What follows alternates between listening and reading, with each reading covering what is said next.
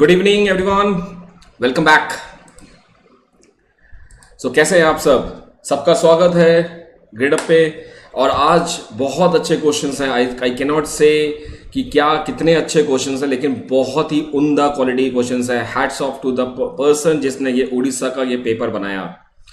ऐसे ऐसे untouched topics जो कि मैंने बहुत दिनों से नहीं देखा था, thanks to this Orissa paper बहुत ज़्यादा इनको मुझे दोबारा से याद करने की ज़रूरत पड़ी, दोबारा से एक बार देखने की ज़रूरत पड़ी। बहुत अच्छे क्वेश्चंस हैं, fantastic.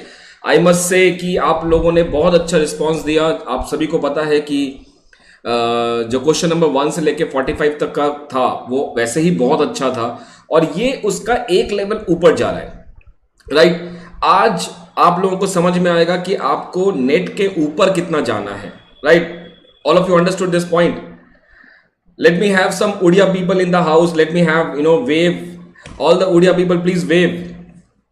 Give me thumbs up or give me a wave. ऐसे दिखाइए मुझे जरा चैट बॉक्स में, मुझे देखना है how many Odia people are there. जय Jagannath. Yes, how many Odia people are there? जिन्होंने ये पेपर देके, जिन्होंने ये पेपर दिया और जिनका सिलेक्शन हुआ as a lecturer in non government aided college, सच में जिन्होंने ये किया उनको रियली एक hats off, a salute. Because ऐसा पेपर मिलना और इसको करना एग्जामिनेशन हॉल में बहुत आसान बात नहीं है।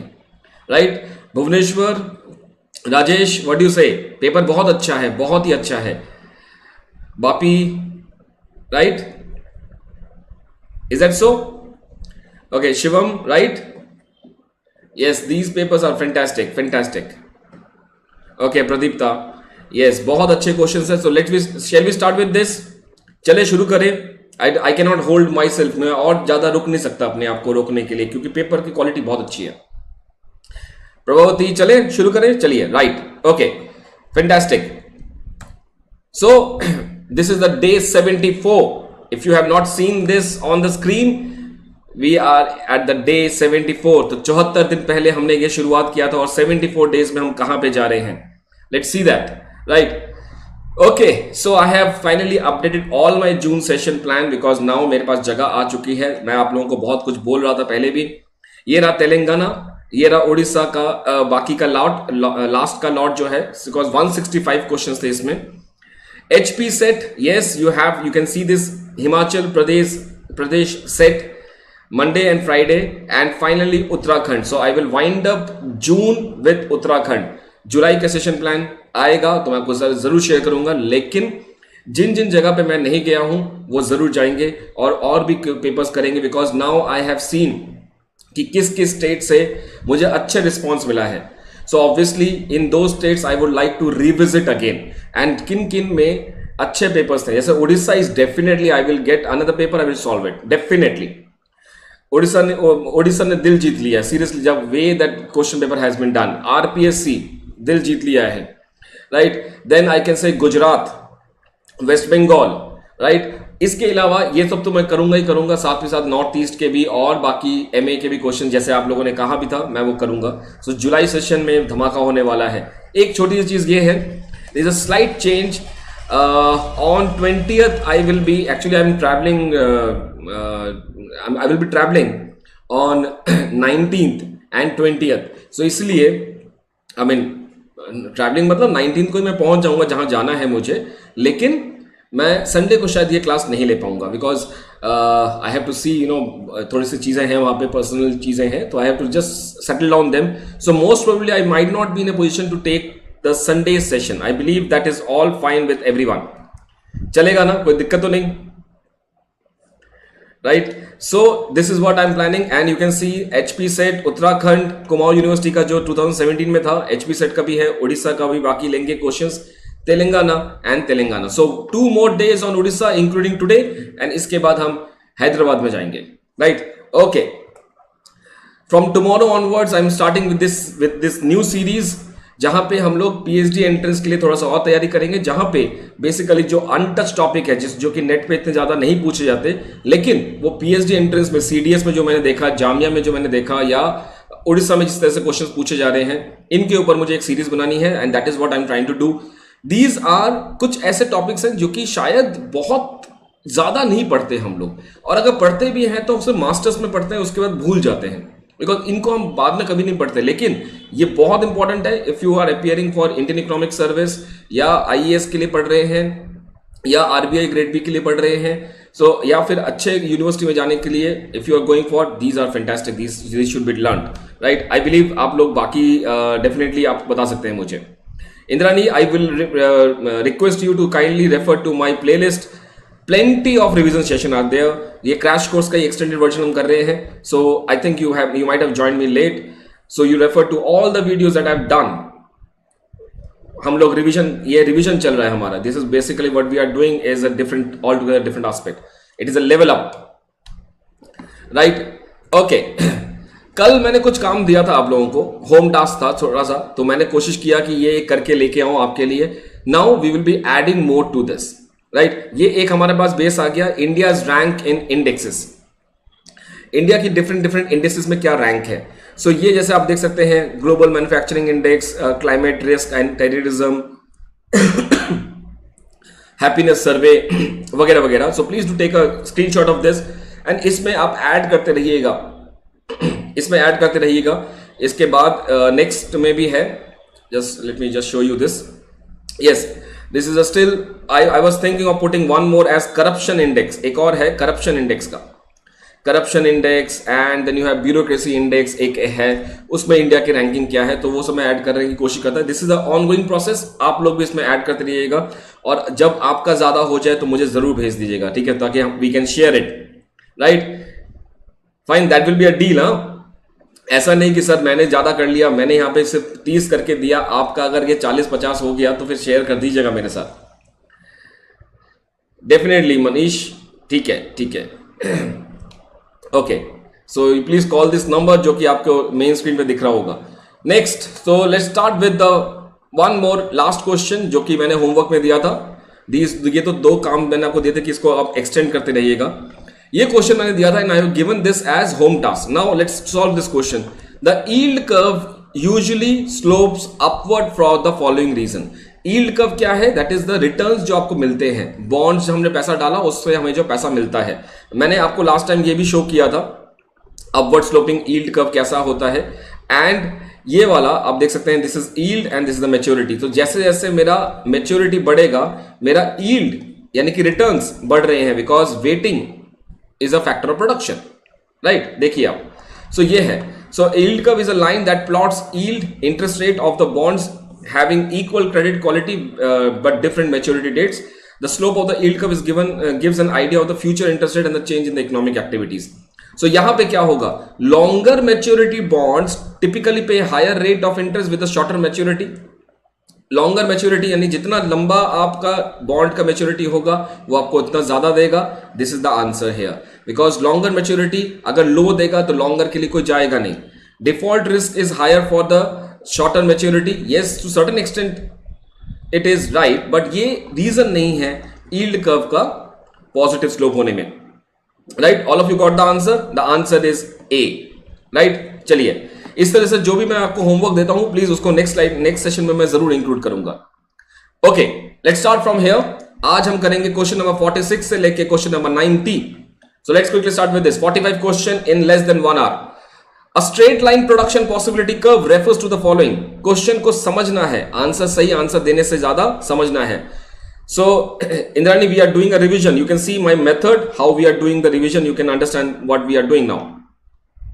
क्या होगा? Straight line production function possibility curve refers to what? Straight line है, 3 तरह के होते हैं, straight, concave, convex, Haberler theory, right? Think of it, Ricardo and Haberler theory. और आज मैं इसमें आपको एक एडिशनल चीज देने वाला हूं, एक ऐसी चीज जो आपने बहुत कम नोटिस किया होगा, right? Okay, most of you are saying constant, that is the right answer. Now be ready with your notepad. और ये देखिए आपके सामने एक ऐसी चीज जो बहुत चीजों में नोटिस में नहीं आती है, ये कांस्टेंट एमआरएस है, that is marginal rate of substitution is constant. Constant slope, because MRS is constant, marginal rate of substitution is constant, so slope is constant. Constant cost industry, whereas this is concave. Concave में you have rising marginal rate of substitution and that is why positive slope, ये increasing है, ये बढ़ रहा है। MRS is increasing and MRS का मतलब क्या है? स्लोप। स्लोप का मतलब क्या है? व्हेन वी आर सेइंग कि एमआरएस बढ़ रहा है यानी कि slope is positive, slope is positive. और आप लोग देख के हैरान हो जाओगे कि सर ये तो नेगेटिव नहीं है, स्लोप क्या है? What is slope here? It is increasing, तो स्लोप इज पॉजिटिव हियर। ये देखो, this is convex, negative slope है यहां पे because MRS is falling. What is MRS? It is slope, right? Interesting fact, this is increasing cost, this is decreasing cost, and this is constant cost. How many of you have notified this pehle? It is not about concave, convex and constant. It is important about increasing cost, decreasing cost, increasing marginal rate of substitution and positive slope. What I'm trying to say, अगर ये question directly आपके सामने आ जाए कि अगर concave है तो concave PPC में what is the slope? What is the slope? It is a positive slope. My point is only on the concave, look at the concave side. Okay, मैंने बताया है, जो भी पहले ऐप में है उनको मैंने बताया है ऑब्वियसली, बट यूट्यूब में I am doing this for the first time. Okay, right. So answer in this case is constant. This is very simple question. Next question, very fantastic, do keep a note, इसका एक screenshot लेके रख दीजिएगा because this is a very unique question.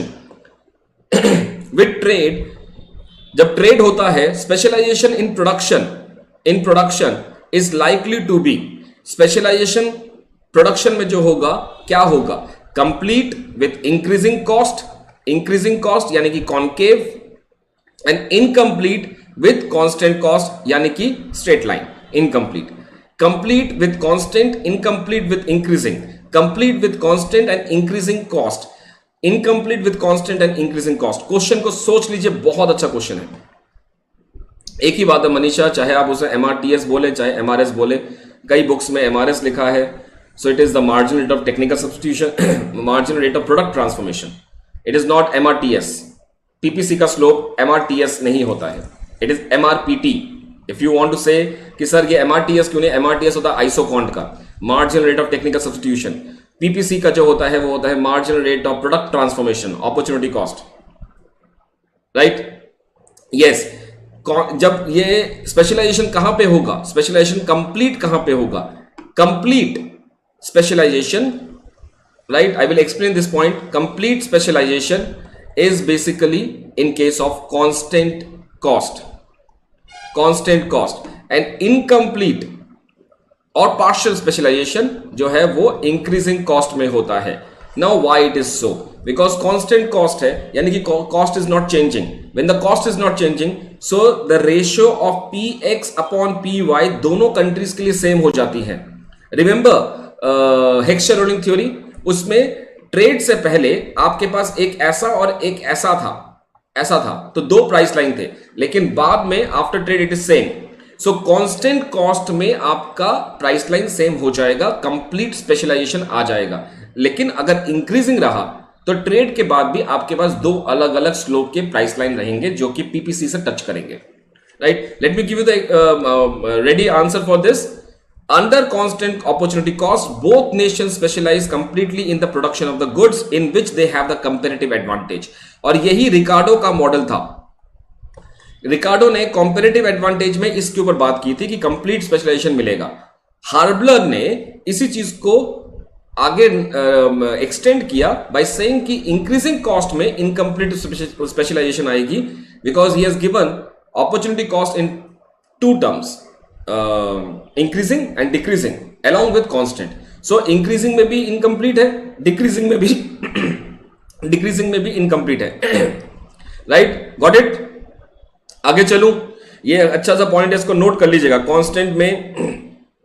Constant में specialisation है complete and incomplete है कहां पे? इंक्रीजिंग में। Guys I can not wait, please call your friends, these are very very good questions. जो भी तैयारी कर रहे हैं उनको ये करना चाहिए, definitely. Please do ask all your friends to come. Immiserizing growth किसने दिया था? Jagdish Bhagwati, right? And this was basically about, Jagdish Bhagwati ने क्या कहा था कि कभी कभी बैकफायर करेगा, बैकफायर करेगा। कैसे बैकफायर करेगा?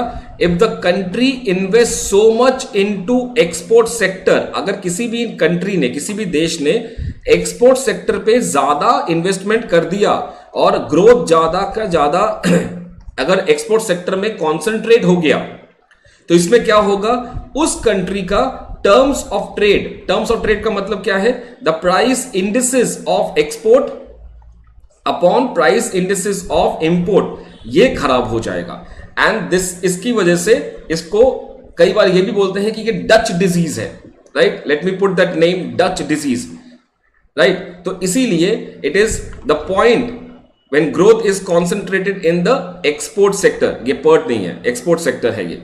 सो you can just read this point आप सभी के लिए। Immiserizing growth is where economic growth could result in country being worse off than before, यानी कि economic growth of a country before trade में भी अच्छा हो सकता था, अच्छा है आफ्टर ट्रेड, यानी कि आफ्टर ट्रेड में इकोनॉमिक ग्रोथ जो है वो कम हो गया है, because it is basically growth is heavily export based, it might lead to the fall in the terms of the exporting country, right? This is what the point is. बहुत ही कम case में terms of trade नहीं गिरेगा, ऐसा होता है। याद रखिएगा, जगदीश भगवती जी का ये जो थ्योरी है ये बहुत हद तक मेट्जलर की थ्योरी से मिलता है और दोनों की दोनों स्टॉल्पर-सैमुएल्सन थ्योरम के अगेंस्ट में जाते हैं। तो Stolper Samuelson theorem, Jagdish Bhagwati, Metzler, ये दोनों एक तरफ, ये एक तरफ, right? So if the situation, अब you can just read this point, but these are the two important points, right? चलो आगे, all done? Okay, next, the offer curve of nation bulge और बेंड टूवर्ड्स। अच्छा, इस question का answer बता दिया ना मैंने, this is A, right? This is A. Okay, next question. The offer curve of a nation bulges or bends toward the axis that measure its. ये बहुत सिंपल सा क्वेश्चन है। Think of the offer curve. सोचिए answer क्या होगा इसका। Think of the offer curve. Think of the offer curve. B. Okay. Okay. Think of it. Sonia says A. बहुत बढ़िया। आगे जल्दी से आंसर, थोड़ा जल्दी। Import. Okay. Offer curve कैसा होता है? Okay, let me just put this offer curve. ये ऑफर कर्व किसका है? This offer curve is for nation 2. ये ऑफर कर्व किसका है? This is for nation 1. Nation 1 कहां है? यहां पे। Nation 1 का this is what? It is exports. Exports of nation 1. ये क्या है? Nation 1 का imports. Let me change the color. Okay. ये क्या है? ये है नेशन 2 का एक्सपोर्ट्स, और ये क्या है? ये है नेशन 2 का इंपोर्ट्स। सो अगर मैं इस कर्व की बात करूं, सो ऑफर कर्व बल्जेस और बेंड्स, किसकी तरफ बेंड कर रहा है? टुवर्ड्स द एक्सिस जो कि वो इंपोर्ट कर रहा है। तो आंसर इज इंपोर्ट। बल्जेस और बेंड्स टुवर्ड्स, यस, एक्सपोर्ट से दूर हो जाना, राइट? ये मैंने एक कुछ और बताया भी था आपको, आप सबको याद है, कितने दूर कितने पास, एक्सपोर्ट से दूर इंपोर्ट के पास। बहुत ही बढ़िया, राइट? ये याद रखना। Thank you guys for letting me recall this.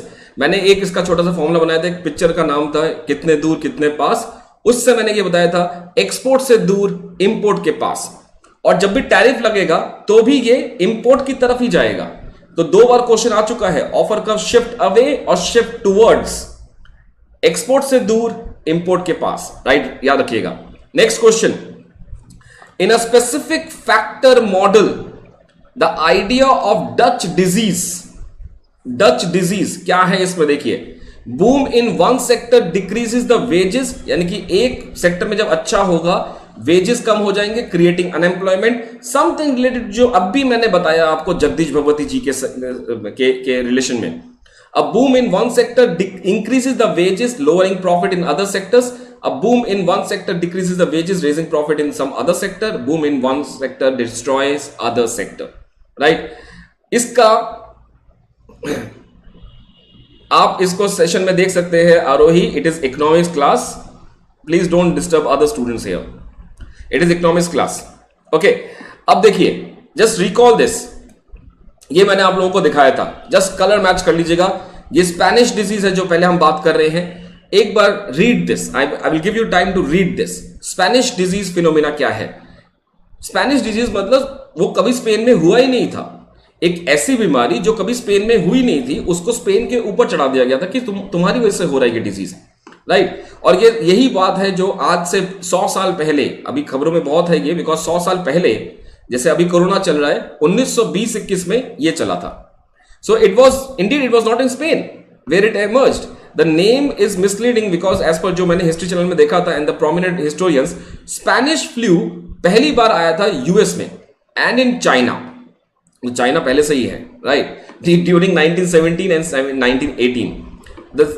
This was a time of world war इसके बीच में। तो यहां पे आप इसको पूरा पढ़ने के बाद क्या समझ में आएगा?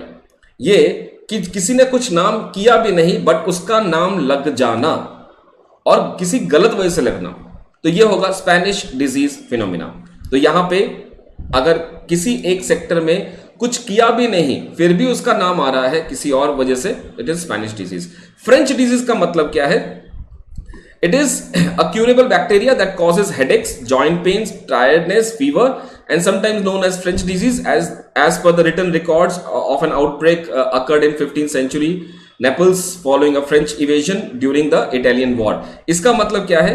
फ्रेंच डिजीज की वजह से छोटी सी बात है लेकिन उसको खोद खोद के पूरा का पूरा एक आप मतलब कोल्ड वॉर से आप एक वॉर में पहुंच जाते हो। छोटी सी चीज है जिसको आप हो सकता है कि एक पैरासिटामोल खाने से ठीक हो जाता, लेकिन उसकी वजह से आपने उसको वेंटिलेटर पे बिठा दिया। तो when you have small things leading to a multiplier effect and that may lead to overthrow of the economic system, पूरा का पूरा सिस्टम खत्म हो जाएगा। यह है आपका फ्रेंच डिजीज। सेकेंड डिजीज आपका आता है डच डिजीज। अब डच का नाम देखिए कैसे आया।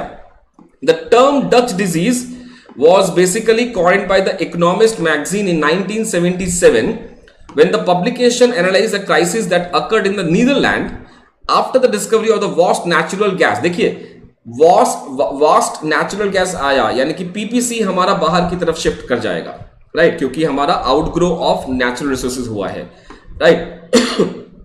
इसकी वजह से क्या हुआ? The new found wealth and massive exports of oil cause the value of Dutch guilder, जो कि करेंसी था उस टाइम पे, टू राइज शार्पली, जिसकी वजह से डच के exports of all non oil products less competitive हो गए, यानी कि डच को नुकसान होना शुरू हो गया था। सो बेसिकली हुआ क्या? किसी का फायदा हुआ और नुकसान किसी और को हुआ विदाउट डूइंग एनीथिंग हियर।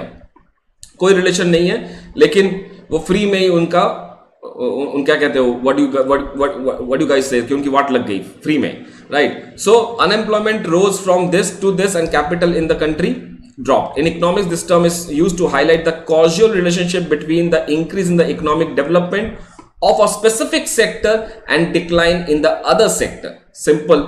अगर natural resources का बढ़ रहा है और manufacturing and agriculture sector कम हो रहा है, this is called as this point. So the answer to this question जो कि अभी हम कर रहे थे, I always thought of explaining this point because ये बहुत unique चीजें हैं.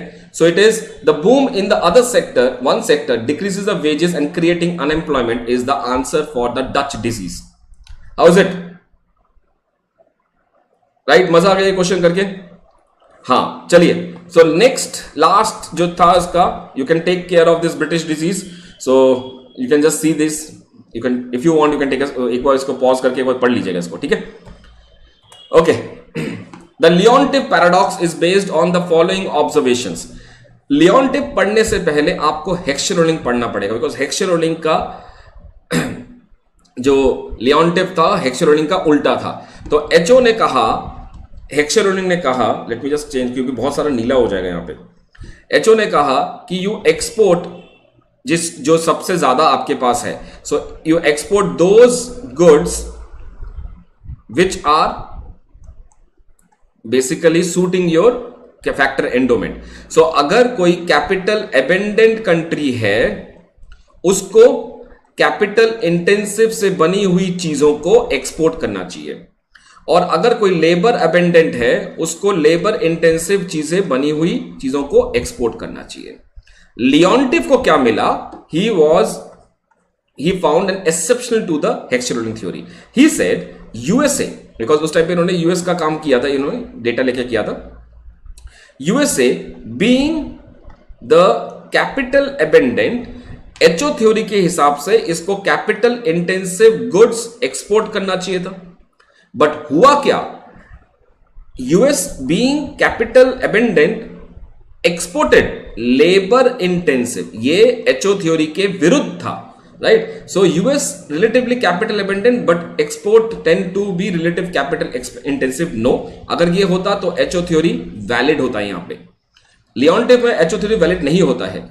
US is relatively capital abundant but US imports tend to be relatively capital intensive. I can think of it, क्योंकि एक्सपोर्ट का मैं देख रहा हूं। ये गलत है, ये गलत है। सो यस, बिकॉज उसके इंपोर्ट्स अगर कैपिटल इंटेंसिव है तो एक्सपोर्ट उसके लेबर इंटेंसिव है। So answer is B. मजा आया question? Fantastic question, right? Okay, चलिए नेक्स्ट क्वेश्चन में चलते हैं। The trade theory based on scale economics and scale economics मतलब स्केल मतलब लेवल एंड मोनोपोलिस्टिक कंपटीशन, एकमात्र आज तक ऐसा थ्योरी आया है जो कि इम्परफेक्ट कंपटीशन में आया है, particularly in the international trade, imperfect competition. This was given by Paul Krugman, right? Economies of scale 1979, right? चले आगे, सभी को आंसर पता है, very good. Next question, very fantastic question, GK कोई क्वेश्चन है लेकिन अच्छा क्वेश्चन है, बहुत कंफ्यूजन है यहां पे। Which of the following statement is true? 1957 treaty of Rome. So 1957 में सबसे इंपॉर्टेंट याद रखिएगा ट्रीटी ऑफ रोम हुआ था, लेकिन उस ट्रीटी से क्या क्या हुआ था? Founded the European union and created custom union, only founded European union, euro बनाया था या फिर यूसीबी बनाया था? सो थोड़ा सा दिमाग लगाइएगा इसमें। आई थिंक मोस्ट, अगर नहीं पता तो मैं थोड़ा सा थ्योरी आपको बता देता हूं इसमें क्या था। So treaty of Rome, treaty of Rome, इसको हम ईईसी ट्रीटी भी कहते हैं, right? EEC treaty, that is basically European economic community, is called as, क्या कहते हैं इसको? European economic community, right? और ये पहली बार जब साइन हुआ था तो तकरीबन, I think if I am not wrong, it was between 8 members. So it included Belgium, France, Germany, West Germany, Luxembourg, Italy और एक कंट्री और थी, एक दो कंट्री और थी, नीदरलैंड। हाँ, इन सभी ने क्या किया था? यूरोपियन इकोनॉमिक कम्युनिटी को बनाया था, right? And this led to common market. ये कॉमन मार्केट बनाया था उस टाइम पे, राइट? इसके बाद, इससे पहले एक चीज और याद रखते हैं, कई बार मैंने देखा है, ये पेपर में आया है, आई थिंक सीडीएस के पेपर में ही देखा है मैंने, ये ट्रीटी ऑफ पेरिस, ये पेरिस की ट्रीटी थी 1951 में। अब इस पेरिस की ट्रीटी से क्या था हमारे पास? इसमें European coal and steel community बनाई गई थी। ये सब इंपॉर्टेंट क्यों है? क्योंकि इसी से हमारा ईसीबी, यूरो, यूरोजोन, यूरो, ये सब बना था बाद में। European coal and steel community, right? And finally EU बना था। इस ट्रीटी का नाम था, if I am not forgetting, it is called as treaty on functioning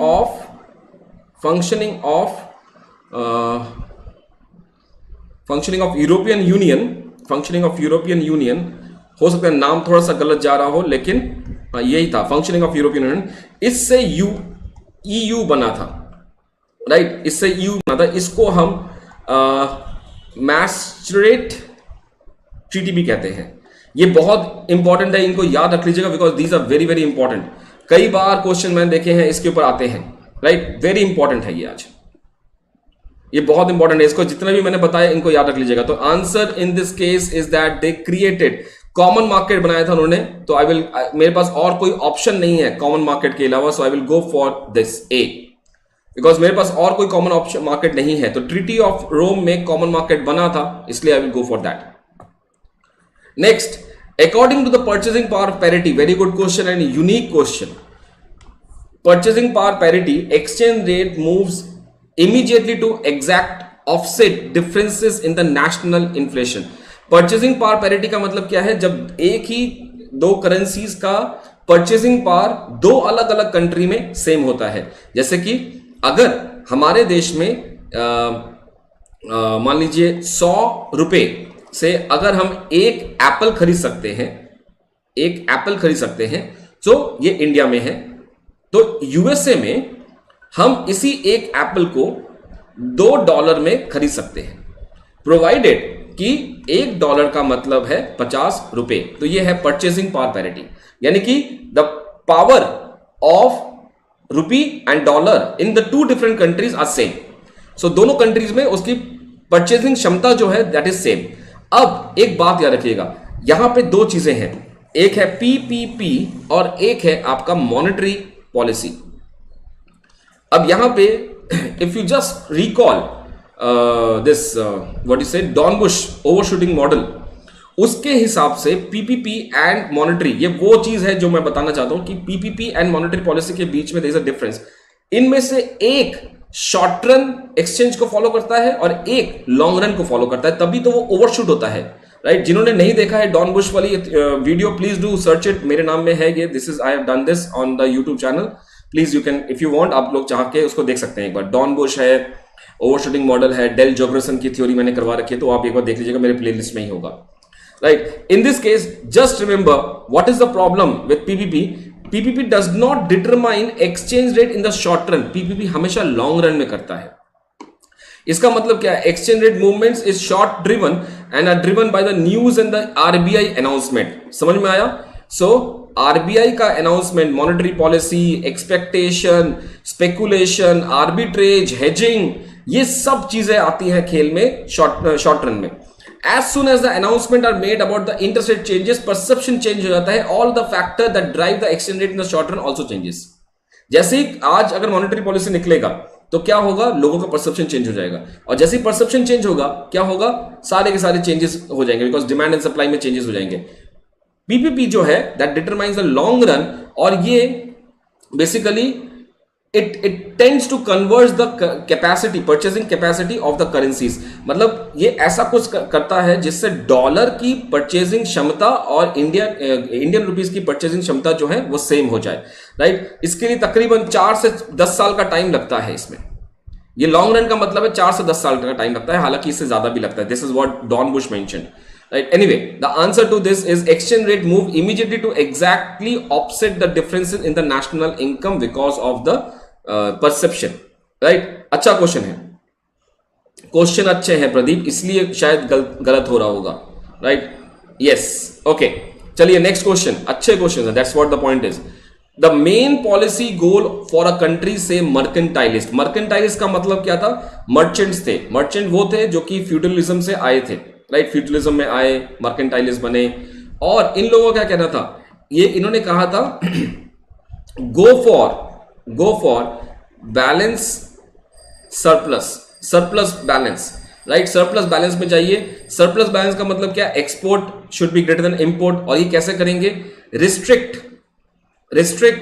export of raw material restrict कर दीजिए, restrict import of final goods, और ये करने से क्या होगा, एक्सपोर्ट ग्रेटर देन इंपोर्ट, यानी कि more balance of payment, balance of surplus. इसका मतलब है कि you have more gold and silver, because mercantilist है, उस टाइम पे ये सब नहीं था, पैसा वैसा नहीं था। Gold and silver, more gold and silver मतलब more metal means more power, and more power का मतलब है मोर कॉलोनीज, राइट? तो ये जो है this is basically based on zero sum game, आपके आसपास के देशों का नुकसान और आपका फायदा, तभी आप आगे बढ़ पाएंगे। और यही कॉन्सेप्ट था कि इंडिया, हम लोग क्यों, हमारे ऊपर अंग्रेजों ने शासन किया, इसीलिए बिकॉज मर्केंटाइलिस्ट थे, राइट? समझ में आ गया सबको?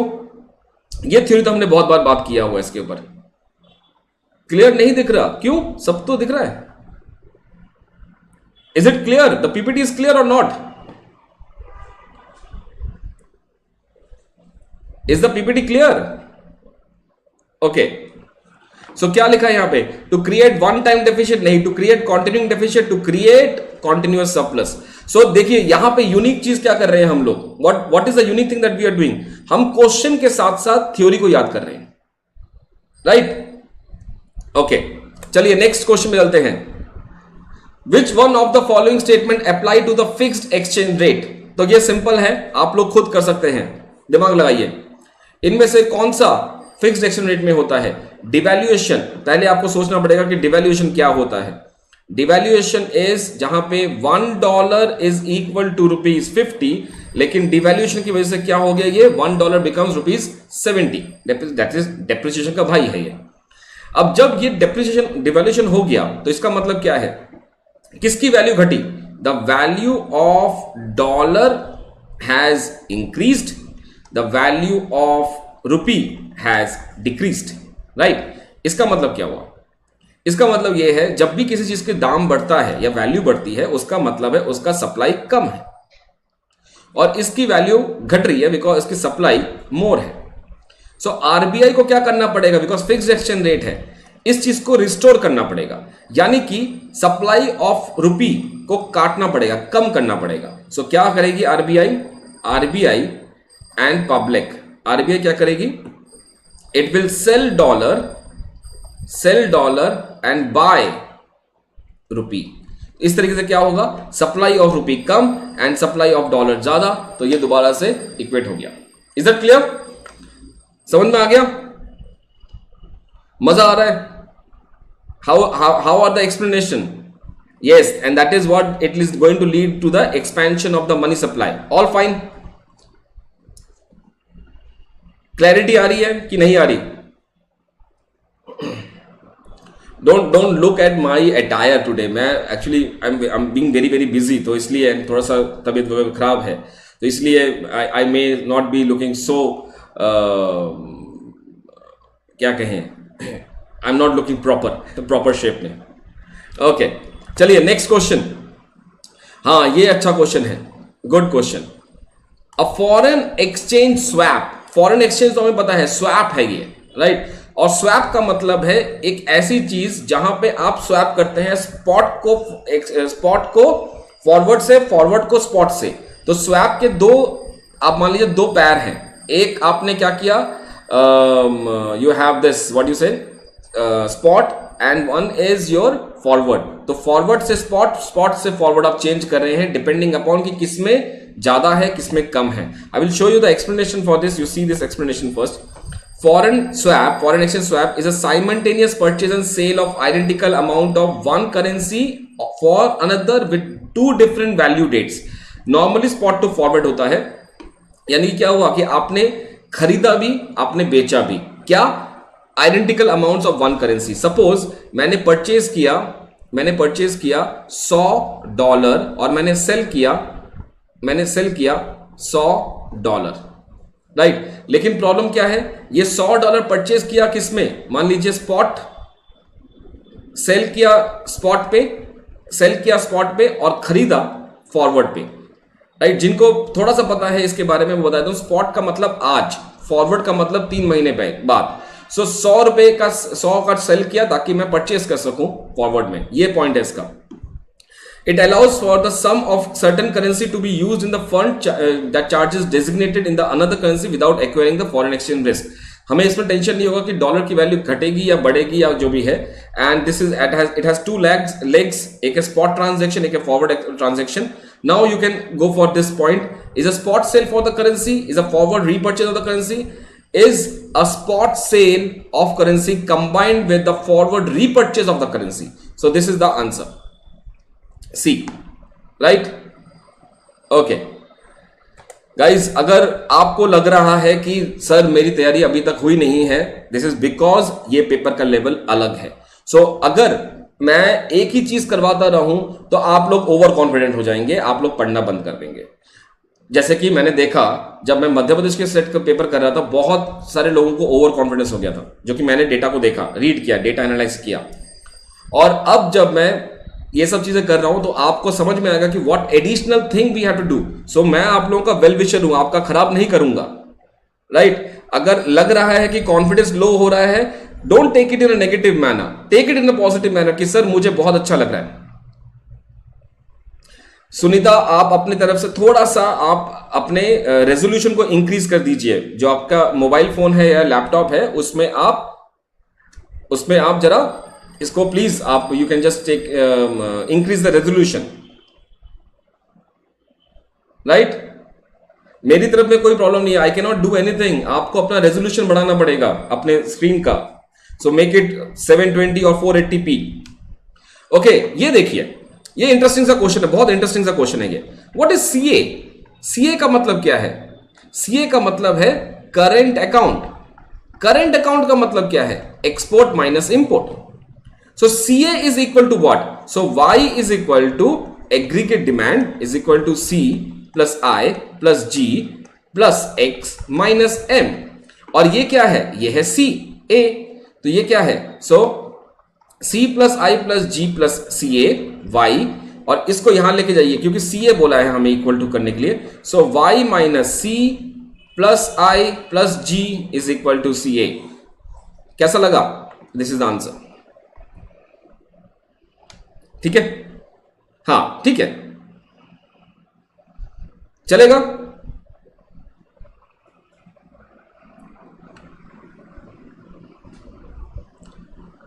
Done.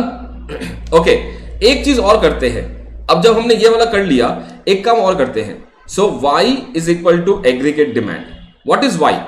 c plus S plus T plus M. y का एडी का मतलब क्या है? c plus I plus G plus X. ठीक है, m को इधर लेके जाइए तो it is c plus I plus G plus X minus m, जो कि है सी ए। और ये क्या है? ये है c plus S plus T. C C cancel हो गया, राइट। अब क्या आता है देखिए, s प्लस टी सेविंग और t, और ये क्या है? i, ये है g, तो इसको मैं लिखता हूं i plus G plus C A. C A is equal to s minus I plus T minus G. नहीं तो एक काम करते हैं, इसको थोड़ा सा मैं इधर लेके जाता हूं। Let me put it like this. Okay, ठीक है, वही सही था। एक second, just let me this and this. ध्यान से देखना क्या कर रहा हूं मैं अभी। What is s minus I? What is s minus I और s minus I?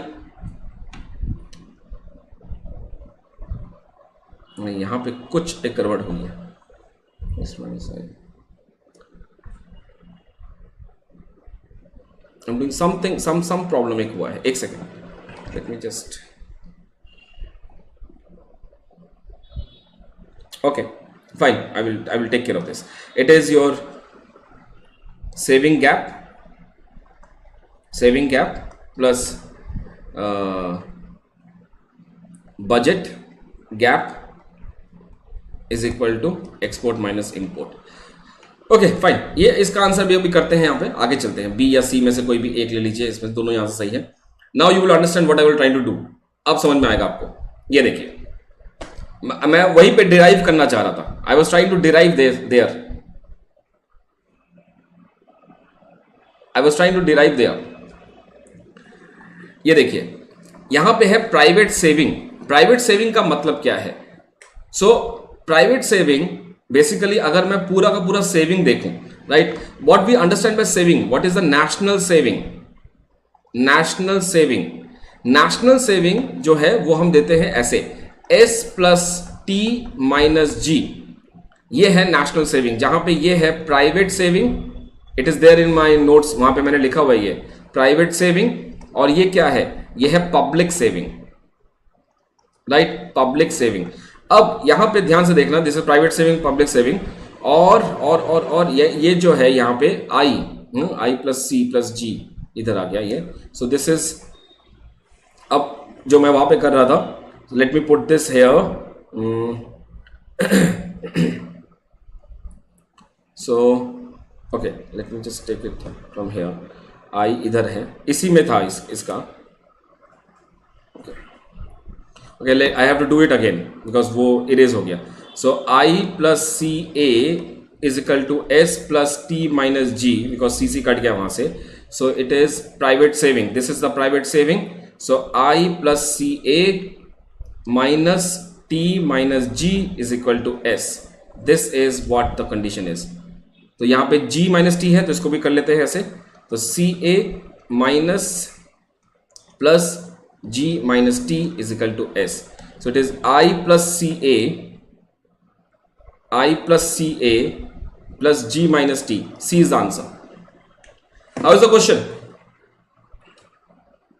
How is the question? देखिए ये ना always it is easy to do it on the notepad, यहां पे थोड़ा मुश्किल होता है. I believe all of you can understand. ठीक है, ये समझ में आ गया, कोई डाउट तो नहीं है इसमें? Okay, let's move to the next question. Speed थोड़ी कम हो गई है. A perpetuity is distinguish from the other bonds. Perpetuate bond कौन सा होता है? Perpetuate bond, what is perpetuate bond? Perpetuate bond का एक बहुत अच्छा सा इंपॉर्टेंट याद रखिएगा. मैं दो चीजें बता देता हूं, याद करके रखना, बिकॉज फाइनेंस में क्वेश्चन यहीं पे आएगा. जब आप एसयू का पेपर क्रैक करने जाएंगे तो वहां पे आपको थोड़ा सा फाइनेंस भी पूछते हैं, राइट, और लिटिल बिट टू आईजीडीआर में भी यही कुछ फाइनेंस के टर्म्स आते हैं. परपीचुइटी का मतलब है, सबसे इंपॉर्टेंट इसका यूनिक फीचर है परपीचुइटी का, कि ये कभी खत्म ही नहीं होता. ये कभी खत्म नहीं होता. इसका कोई, ये अनंत है, इसका कोई अंत ही नहीं है, right. It never matures, never matures. ये हर साल आपको एक इंटरेस्ट अमाउंट देगा, बट कभी भी ये रिडीम नहीं होता है, राइट. आप ये समझ लीजिए, आपने अगर 1000 रुपए का एक परपीचुएट बॉन्ड खरीदा, ये चलता रहेगा कालांतर तक, लेकिन ये कभी बॉन्ड मैच्योर नहीं, ये खत्म नहीं होगा, मैच्योर नहीं होगा, इंटरेस्ट आता रहेगा, इंटरेस्ट हर साल. लेकिन आप इसको 1000 रुपए को वापस नहीं ले सकते. ये पॉइंट ये है. दूसरी बात आती है जीरो कूपन बॉन्ड. बहुत सारे स्टूडेंट को इसमें भी कंफ्यूजन होता है. जीरो कूपन बॉन्ड क्या होते हैं? इस पे कोई इंटरेस्ट रेट नहीं है, तो इसमें नो प्रिंसिपल ओनली इंटरेस्ट, इसमें नो इंटरेस्ट ओनली प्रिंसिपल. इसका मतलब क्या है? ये 96 में इश्यू होगा, 97 में इश्यू होगा, 98 में इश्यू होगा, और इसको बेचने का वैल्यू जो है हमेशा 100 होगा. जो भी डिफरेंस अमाउंट आया ये आपका इंटरेस्ट ही मान लीजिए. So it is always issued at discount and redeemable at par. तो आपको पहले से पता है कि जब मैं बेचूंगा ये 100 का होगा. अब जितने में खरीद रहा हूं, अगर वो 95 है तो आपका 5 का फायदा, अगर वो 94 है तो 6 का फायदा. जितना कम डिस्काउंट में मिलेगा, जितना ज्यादा डिस्काउंट मिलेगा, उतना बढ़िया आपका, right. So in this case it is distinguished from the other bonds in case that it never matures. It never matures, right. Simple, clear? Is it clear? समझ में आ गया? Next let's move this. मैंने उसमें comment लिखा हुआ है, आप अगर आप चाहें इसको पॉज करके देख सकते हैं. थोड़ा सा रुक जाइए, मैं इसको हटा देता हूं. It is also called as consol bond और प्रेप. यू कैन सी, आप लोग जानते हैं, आप लोगों ने बहुत सारे क्लासेस आप देख रहे हैं वैसे, राइट. आपने भी देखा होगा कि सर आज आप मेजरली सारे क्वेश्चन के आंसर्स लेके आए हैं, राइट. राइट, इज दैट सो? मैं नॉर्मली इतने क्वेश्चंस के आंसर देता नहीं हूं आप लोगों को, लेकिन आई एक्सप्लेन देम, बट आज मैंने दिया है ताकि क्वेश्चंस का लेवल भी थोड़ा अलग है. Next, east Asian crisis. East Asian crisis में हुआ क्या था? It was in 1998. Singapore, Thailand, Malaysia, you have this Japan, China certain extent, ये सब कंट्रीज 1998 में, 1980s में, 90s में they were having a growth rate of 2 digit number. 15%, 16%, 17%, 12%, मतलब इससे नीचे तो था ही नहीं, राइट. तो ये था एक तरफ, एशिया के तरफ, ईस्ट एशिया में. और वहीं पे चाइना के बगल में इंडिया, इंडिया के बगल में बांग्लादेश, बांग्लादेश और पाकिस्तान, इंडिया, बांग्लादेश, फिर यू हैव भूटान वगैरह यहां पे, फिर आपका श्रीलंका. ये वाला पूरा का पूरा सब कॉन्टिनेंट जो था, जैसे इसमें it was like black and white. यहां पे 2-2 डिजिट में नंबर में ग्रोथ हो रहा था, और यहां पे क्या हो रहा था? 2, 3 ये रेट चल रहा था. इसीलिए प्रोफेसर कृष्णराज ने इसका नाम दिया था Hindu growth rate. Hindu growth rate. Hindu growth rate का मतलब हिंदू से कुछ नहीं है, लेकिन ये पूरा का पूरा हिंदुस्तान कॉन्टिनेंट था, इसलिए इसमें 2% और 3% का जो स्मॉल मीगर अमाउंट था. ऑन द अदर हैंड थोड़ा सा राइट में जाएंगे तो आपके पास इतना सारा कुछ था. अब ईस्ट एशियन मिरेकल क्या था? ये तो कहानी हुई कि ईस्ट एशियन क्राइसिस क्या था. मिरेकल क्या था? मिरेकल मतलब क्या? इनकी इतनी सॉलिड ग्रोथ रेट थी कि इनको कभी भी ये नर्क्स की थ्योरी में नहीं आए, राइट? कि विशियस सर्कल ऑफ पॉवर्टी में ये लोग कभी पड़े ही नहीं, क्योंकि इनकी ग्रोथ रेट इतनी तगड़ी थी कि ये कभी भी विशियस सर्कल ऑफ पॉवर्टी में नहीं आए। यानी कि दे हैव वेरी फैंटास्टिकली इन्होंने तोड़ दिया था विशियस सर्कल ऑफ पॉवर्टी को। So the answer this, the fact that the poor dualistic economics, सभी के सभी पुअर ड्यूलिस्टिक इकोनॉमिक्स थे, but because of strong government fiscal policy, थोड़ा सा चीटिंग भी था लेकिन ज्यादा कुछ नहीं, manages to escape the vicious circle of poverty. ये एक इंपॉर्टेंट पॉइंट था, राइट? याद रखिएगा इस चीज को। नेक्स्ट क्वेश्चन पे जाते हैं। Which of the following is true for a dual economy? Very good. Which of the following is true for the dual economy? Dual economy में क्या होता है? Class welfare takes on the form of the tournament duties. Minority groups dominate political power. Sophisticated high-wage industrial sector coexists with the low-wage traditional sectors. A country exports both traditional and sophisticated non-traditional products. Dual economy में क्या होता है? ये तो अभी आप लोगों ने किया था। What should be the answer? Very fantastic, very good, very good. The answer is 62C, because industrial sector में WM या W जैसे भी आप कहना है, it is always higher and low wage रहेगा। जैसे कि लुइस के केस में this was average product of labour, and in the case of industrial it was WM that was decided by VMPL, that was a demand curve is equal to supply curve, जहां meet हुआ वो WM था। This was basically APL and this was MPL in manufacturing sector, this was APL in agriculture sector. I believe sufficient enough. Next question, prohibited tariff. आप लोगों को याद होगा कि we have done something like this, ऐसे, जहां पे ये है this is the optimum tariff TO, this is the prohibited tariff TP, right? और ये है आपका वेलफेयर कर्व, ये है आपका welfare, this is the tariff, right? So prohibited tariff वो टैरिफ है कि भाई इसके ऊपर टैरिफ मत लगाइए, राइट? अगर आपने इससे ऊपर टैरिफ लगा दिया, सो आपका वेलफेयर जहां से स्टार्टिंग किया उससे भी नीचे हो जाएगा और उससे भी नीचे से कॉन्टिन्यूस चलेगा। That means there is a decline. शुरुआत में आपका टैरिफ बढ़ेगा तो आपको अच्छा रहेगा, वेलफेयर बढ़ेगा, रेवेन्यू मिलेगा गवर्नमेंट को, government can put it in different welfare schemes और आप सभी का भला होगा। लेकिन एक टाइम के बाद it can not give you. So this is the point जहां पे इंपोर्ट्स ही नहीं होते हैं। The prohibited tariff is so high that it eliminates imports, it eliminates import, right? Clear हो गया ये चीज? Okay, very fantastic. Hiral 63A होगा, राइट? चलिए आगे चलते हैं। Next, the main redistribution effect of tariff. बहुत अच्छा question, very good, and we have explain this, we have learn this during international economics जो मैं कर रहा था, यूट्यूब पे भी, ऐप पे भी। So the main redistribution effect of tariff is transfer of income from कहां से कहां। जब आप टैरिफ लगाते हैं, गाइस प्लीज रिमेंबर दिस, जो हमने किया था,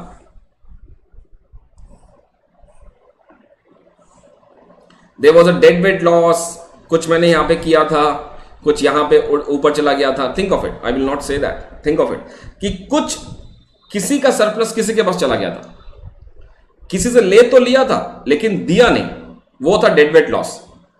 और जो लिया था और वो दे दिया वो था कुछ और। सोचो, you guys know this answer, याद नहीं आ रहा? सोचो सोचो सोचो थोड़ा सा, Shivam think of it. Dead weight loss कौन सा था? जो कि कंज्यूमर सरप्लस से आपने ले तो लिया लेकिन किसी को दिया नहीं, that is dead weight loss. और वो वाला पोर्शन जो कि आपने कंज्यूमर से लिया और डोमेस्टिक प्रोड्यूसर को दे दिया, वो कौन सा था? That is basically from transfer of income from domestic buyers to domestic producer. क्यों होगा? आंसर समझ लीजिए इसको, आंसर इज बी। क्यों होगा? सिंपल तरीका बताता हूं। जब टैरिफ लग गया तो इंपोर्ट प्राइसेस बढ़ गए, इंपोर्ट प्राइसेस बढ़ गए। इंपोर्ट प्राइसेस बढ़ने का मतलब क्या है? इन दैट कंट्री, उस कंट्री में प्राइसेस बढ़ गए उसके, उस कंट्री में, और जिसकी वजह से लॉ ऑफ सप्लाई ऑपरेट करेगा। Domestic producer they will produce more and because prices more है and they will earn more profit. इसी वजह से बिकॉज हायर प्राइस हो गया है, a chunk of consumer surplus goes to the producer surplus. So the welfare of consumer reduces, the welfare of the producer increases. So it is a redistribution effect from domestic buyers to the domestic producer. अब याद आया? How many of you can recall it now? Right, very fantastic, very good. Next question. I can see कुछ लोगों का दिमाग नहीं है पढ़ने में, तो they can just leave. जिनका पढ़ने का मन नहीं है प्लीज आप छोड़ दीजिए, आप नहीं कर पाएंगे, चले जाइए। अगर आपको क्वेश्चन इंटरेस्ट है तो रहिए, दिमाग लगाइए, फोकस कीजिए, और अगर मन नहीं है तो प्लीज आप जा सकते हैं। I can see that there are some instructions. Please जो स्टूडेंट्स पार्टिसिपेट कर रहे हैं, हैट्स ऑफ टू देम, मैं आप लोगों के साथ हूं। जो मस्ती करने के लिए आए हैं मैं उनके साथ नहीं हूं, जो करना है आप करिए, ठीक है। All of you understood this point? We are here for serious discussion, focus on the studies, yes. Metzler paradox, अभी मैंने कुछ टाइम पहले आपको बताया मेजलर पैराडॉक्स क्या होता है। मेजलर पैराडॉक्स एंड जगदीश भगवती जी का जो कंडीशन था एक्सपोर्ट सेक्टर में, दोनों एक ही रिजल्ट देते हैं। जिनको याद नहीं, थोड़ा सा मैं बता देता हूं। स्टॉल्पर-सैमुअल्सन थ्योरम, इन्होंने क्या कहा था कि जब भी आप इंपोर्ट रेज करेंगे, इंपोर्ट टैरिफ लगाएंगे, इसकी वजह से उस कंट्री में जो कम एंडोड है, यानी कि अगर अमेरिका ने लगाया तो अमेरिका में क्या है, लेबर कम है, तो लेबर कम है, तो जब अमेरिका इंपोर्ट टैरिफ डालेगा लेबर गुड्स पे, इसकी वजह से जो लेबर कम है वहां पे उनकी वेजेस बढ़ जाएंगी, राइट, और इंटरेस्ट कम हो जाएगा। सिमिलरली अगर इंडिया ने ऐसा किया, इंडिया के पास क्या कम है, कैपिटल, सो इंडिया इंपोर्ट लगाएगा किस पे, टैरिफ लगाएगा किस पे, कैपिटल इंटेंसिव गुड्स पे, जिसकी वजह से क्या हुआ, इंडिया में रेंट बढ़ जाएगा, इंटरेस्ट बढ़ जाएगा, वेजेस कम हो जाएगा। ठीक इसका उल्टा मेजलर ने कहा था। तो अगर मैं इसको मेजलर की तरफ से देखूं तो मेजलर ने कहा कि अगर यूएसए इंपोर्ट टैरिफ डालती है लेबर गुड्स पे तो आर बढ़ेगा। क्या बढ़ेगा, आर। और अगर इंडिया कैपिटल इंटेंसिव पे टैरिफ लगाती है तो डब्ल्यू बढ़ेगा, यानी कि जो जिस देश में ज्यादा है वो बढ़ेगा। Now you see this point. अब इसको ध्यान से देखो, राइट, क्या किया, you can just read this point also, I have given you some additional point. This was given by L A. Metzler, tariffs the terms of trade in 1941. It refuted the Stolper-Samuelson theorem that tariff would hurt the abundant factor and benefit the scarce factor. इन्होंने ये बोला था, the paradox talks about the effect of tariff on the terms of trade because इसमें different है, and the Mesler concluded the income distribution due to tariff will improve, you can see that, abundant factor and will hurt the scarce factor. So now you can answer this question, right? Quite simple. हाँ, इसलिए मैंने बोला ना, ये सारी चीजें अगर आप ध्यान से करें ना तो आपको बहुत कुछ आ जाएगा यहाँ पे। नेक्स्ट क्वेश्चन चलते हैं। IMF was established in the year 1944 because of Bretton Woods system. Bretton Woods system, right? चलिए, Hampshire. Next, the idea of, आज बहुत टाइम लग गया मुझे, आज बहुत एक्सप्लेनेशन चल रही है आज हमारी। The idea of using distinguishing unemployment as a source of saving potential in underdeveloped economies was advocated by, ये किसने दिया था? Distinguishing unemployment, idea of using distinguishing unemployment, ये distinguish नहीं है यार, this is not distinguish, it should be disguised, right? किसने कहा था disguised unemployment is a saving potential? किसने कहा था disguised unemployment is a saving potential? Nux, very good. Disguised unemployment is a saving potential because जब इन लोगों को नौकरी मिलेगी तब इनके पास वेजेस होंगे, और जब वेजेस होंगे तो ये आगे निकल जाएंगे, विशियस सर्कल से बाहर निकलेंगे, इनकम बढ़ेगा, सेविंग बढ़ेगा। Low saving and low income की वजह से सारी प्रॉब्लम है। This was given by Nurkse, very good. Next question, Schumpeter growth theory emphasize on the innovation, इसमें तो और कुछ चाहिए नहीं, राइट? और इसका स्टेजेस कैसा होता है? सबसे पहले होगा ब्रेकिंग द सर्कुलर फ्लो, ये क्वेश्चन आया था यूजीसी नेट में। सबसे पहले होगा ब्रेकिंग द सर्कुलर फ्लो, उसके बाद आगे इनोवेशन, फिर बैंक क्रेडिट, फिर वगैरह वगैरह, स्वयं लाइक क्लस्टर्स, आगे आगे, ठीक है। फर्स्ट अप्रोक्सीमेशन, सेकंड अप्रोक्सीमेशन, थोड़ा सा तेज चल रहा हूं ताकि और अच्छे क्वेश्चन कर सके। Capital deepening now capital deepening का मतलब क्या होता है? एक होता है कैपिटल ऑगमेंटिंग। सो जिनको पता है बहुत अच्छा, जिनको नहीं पता मैं एक बार रिपीट कर देता हूं। कैपिटल ऑगमेंटिंग, ये वर्ड जो है ये डिपेंड करता है कि आपका एटी कहां पे है या टीटी कहां पे है। सो मान लीजिए अगर मेरा फंक्शन ऐसे दे रखा है, y is equal to function of K T, right, ऐसा दे रखा है। और अब मैं के एल ले लेता हूं इसको, सॉरी के एल। कैपिटल ऑगमेंटिंग में क्या होगा? So y is equal to F A T K L, ये होगा। ये a जो है k के साथ लग गया। कैपिटल ऑगमेंटिंग है ये। किसका होता है? सोलो का।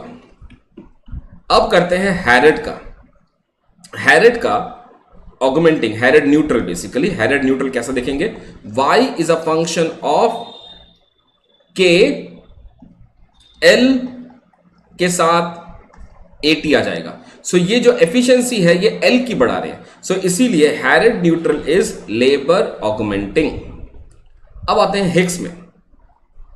हिग्स का जो केस है, Hicks neutral, this is like y is equal to A T function of k and l। तो ये दोनों के साथ है। This is also called as total factor productivity augmenting, TFP augmenting, और both capital and labour augmenting. ये clear हुआ? Placement देखनी है, ऐसा ही एक क्वेश्चन आया था यूजीसी नेट में कि जहां पे प्लेसमेंट देखनी है आपको, ए की प्लेसमेंट कहां पे है। अगर ए मल्टीप्लिकेशन में है दोनों के साथ, बोथ ऑगमेंटिंग, तो हिग्स हो गया। अगर ए लेबर के साथ है तो लेबर ऑगमेंटिंग, ए के साथ है कैपिटल ऑगमेंटिंग। सबको क्लियर हो गया ये चीज? Is it clear? दिक्कत तो नहीं है यहां पे? सीडी फंक्शन में समझाया था, राइट। नेक्स्ट पॉइंट आते हैं, कैपिटल डीपनिंग क्या है? कैपिटल डीपनिंग का मतलब है जहां पे k बाय एल रेशियो के साथ साथ आपका कैपिटल बढ़ रहा है। So basically what I want to say is capital deepening is a process जहां पे if you just think of increase in capital per capita, इसका मतलब हुआ कि when we have increasing the L, यानी कि we are using more of capital. Simple, कोई मतलब नहीं इसका, ज्यादा से ज्यादा कैपिटल हम यूज कर रहे हैं, तो this is also called as labour saving. This is also called as capital intensive, right. मजा आया? कब होगा ये? सो दिस इज बेसिकली जब आप ज्यादा कैपिटल यूज कर रहे हो, k बाय एल रेशियो बढ़ रहा है, ज्यादा कैपिटल यूज कर रहे हो डिपेंडिंग कंपेयर टू लेबर, आप कैपिटल ज्यादा बढ़ा रहे हो। So this is answer A, right. Clear हुआ? All of you through with this? So ये दिमाग में हमेशा खराब करेगा कि labour saving, capital intensive, capital deepening, ये मोरलेस एक जैसे हैं सारे के सारे। ऑगमेंटिंग अलग है। बस इसमें याद रखिएगा कि ये जो है ना लेबर, ये पर आर में डिफाइन होता है, पर आर। हम नॉर्मल नहीं बात कर रहे। सो अगर नॉर्मल बात करेंगे तो ये हो जाएगा आपका APL, okay, sorry, average per capita labour. Per capita नहीं बोल रहे हम, per R, increase in the proportion of the capital stock to the number of labour hours worked. ये लेबर आवर्स के साथ होता है, पर आवर लेबर में एक घंटे में कितना आप यूज कर रहे हैं कैपिटल, ये है इसका मतलब। चलिए आगे हो गया। नेक्स्ट क्वेश्चन में चलते हैं। नेक्स्ट, इन WW रोस्टो, मुझे WWF की याद आ रही थी। In Rostow the theory of economic stage the drive to maturity, ये आप कर सकते हैं। I will leave this please, ये क्वेश्चन आप अपने आप कर सकते हैं, right. You don't need my explanation here. The dual economy viewed by Lewis याद आ रहा है। The dual economy viewed by Lewis, the capital sector absorb the surplus labour provided the capital surplus is generated and reinvested.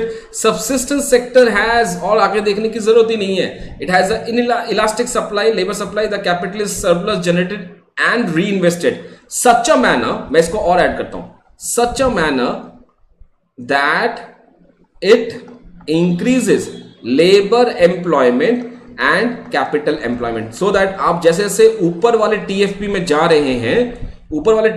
रहे हैं, your demand curve for VMPL is shifting outside. ऐसा नहीं होगा. That's what I am trying to say. Capital intensive में नहीं लगाएंगे आप पैसा. 71 का C answer.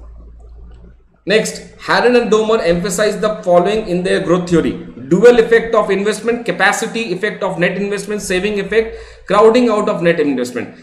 Now think of it, very simple question.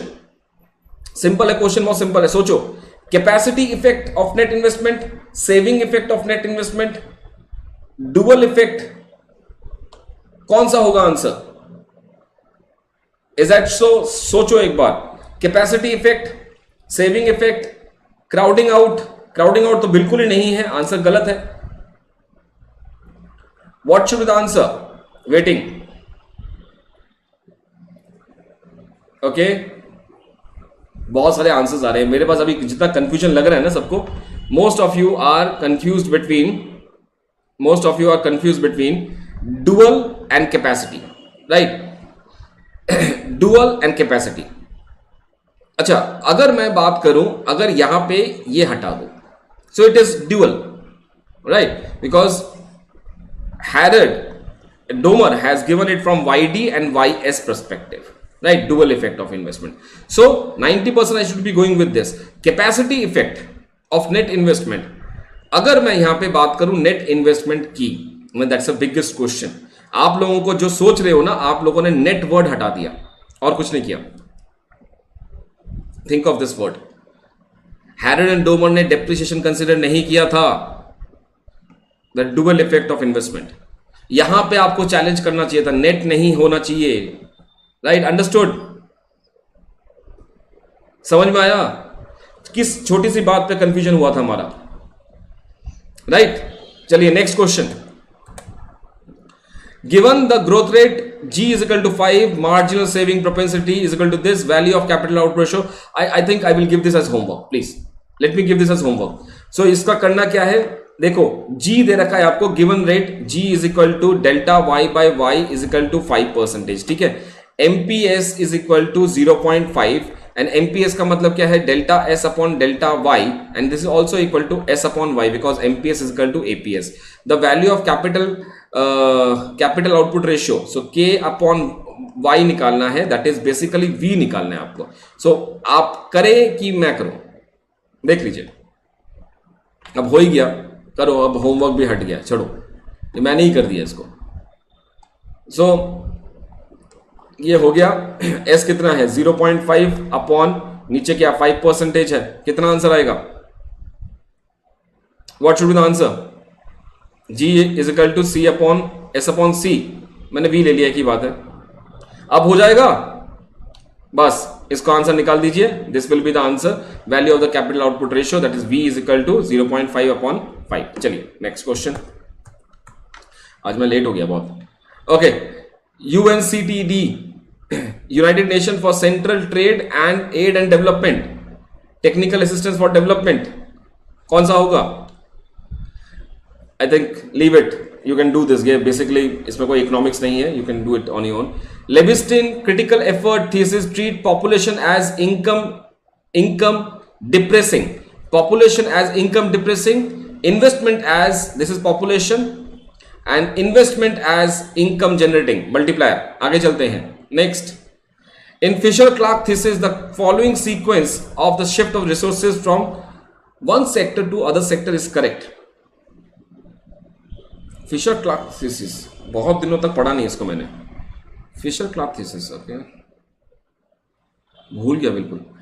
Is the following sequence of shift of the resource from one sector to another. Normally यही होता है. Agriculture, manufacturing, services कुछ अलग है क्या इसमें Fisher-Clarke का? मुझे याद नहीं. अगर कुछ ऐसा इंपॉर्टेंट अगर है तो फिर मुझे याद नहीं है. नॉर्मली यही होता है ना, एग्रीकल्चरल. आई एम ऑल्सो गेसिंग, मैं भूल गया इसका. ठीक है, let me just check it out. एक बार मैं देखता हूं इस क्वेश्चन को. मैं अभी बी लेके चल रहा हूं.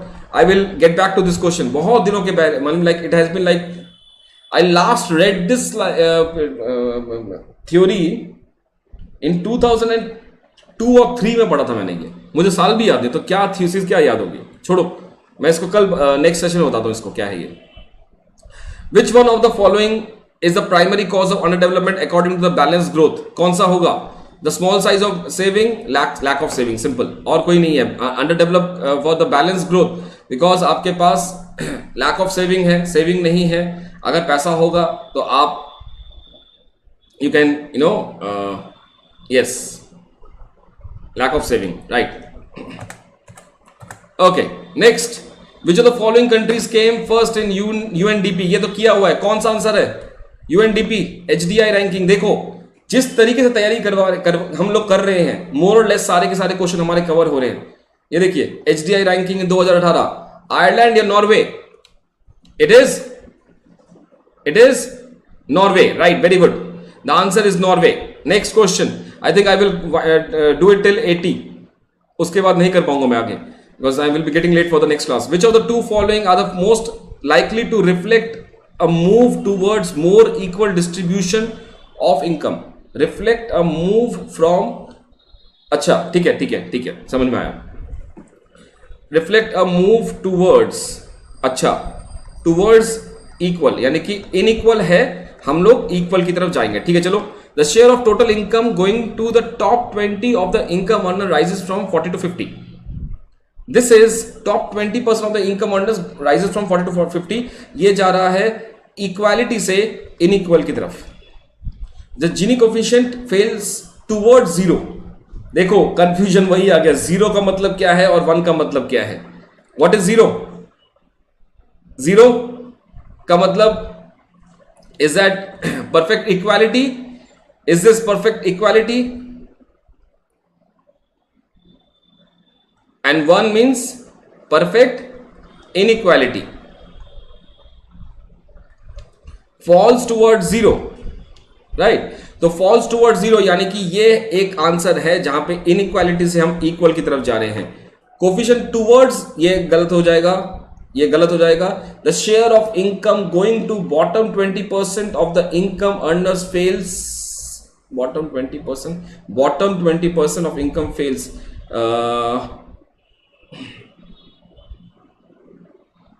This is right. एक सेकेंड, बॉटम की बात है. Bottom 20% of the income earners, 20%, bottom 20% of the income earners fails कहां से? Why it is fails? What it is? Falls from 8 to 7%. Bottom 20% को कम मिल रहा है, तो पहले inequality. I think I will go with D also. D नहीं है यहाँ पे. This is share of income going to the bottom 20% of the income earners falls from 20% के पास और कम जा रहा है, तो inequality बढ़ रही है.